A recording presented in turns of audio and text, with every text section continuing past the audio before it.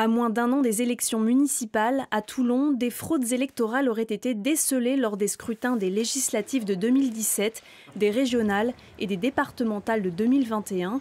Les listes d'émargement portent des signatures douteuses face à des noms d'électeurs qui ne sont pas venus voter.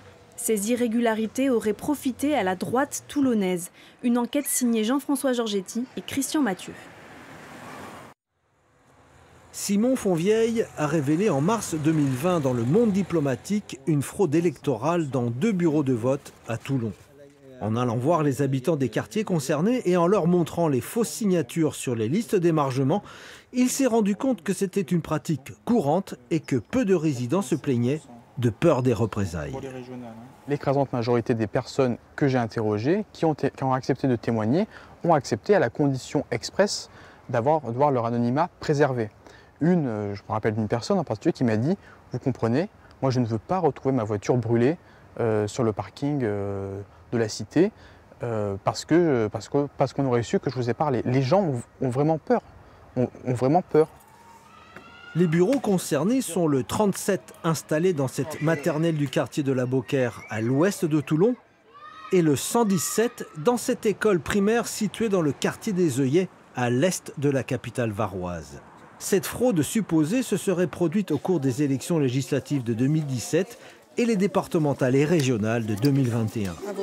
Au bureau 117, par exemple, plusieurs signatures suspectes sur la liste d'émargement et puis celle-ci, à la date du scrutin, cet homme se trouvait en prison, donc impossible pour lui de venir voter. Aujourd'hui, il est décédé. Même chose dans le bureau 37 où de nombreuses signatures douteuses ont été relevées comme on peut le voir ici.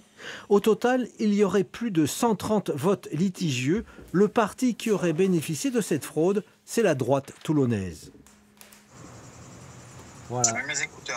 Le seul à accepter de témoigner, Amine Gouidi. Il a été assesseur dans le bureau 37 pour les élections départementales de 2016 et les présidentielles de 2022. Il avait remarqué des agissements surprenants. Il y a eu plusieurs fois où des jeunes qui venaient voter, ils n'avaient pas leur pièce d'identité, ils l'avaient oublié, on me dit non t'inquiète, on le connaît, c'est comme ça, c'est bon, je peux le faire signer. Alors que je ne sais même pas si c'était vraiment ces personnes-là ou pas. Ou des jeunes, ils venaient voter, mais ils ne savaient pas pour qui voter. Et on leur disait oui t'inquiète, il faut voter pour lui et tout. J'ai dit ah d'accord, ok, donc je vais voter pour telle personne. Ironie de l'histoire, Amine ne reconnaît pas sa signature sur la liste d'émargement des scrutins de 2021 des élections régionales et départementales. Pour cause, il n'était pas à Toulon à cette période-là. Cet infirmier s'est senti blessé. Et en fait, ce qui m'a fait bizarre, c'est qu'en fait, c'est les gens de mon bureau.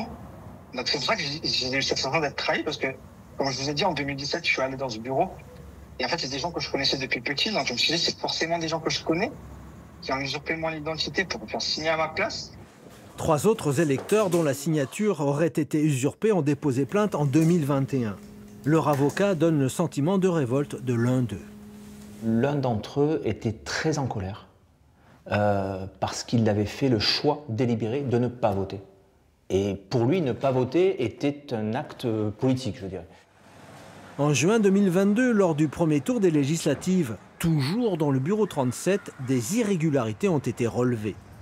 La commission des opérations de contrôle du scrutin a constaté qu'il y avait un filtrage à l'entrée alors que c'est strictement interdit. Les membres de cette commission ont été pris à partie, la police est intervenue et une plainte a été déposée.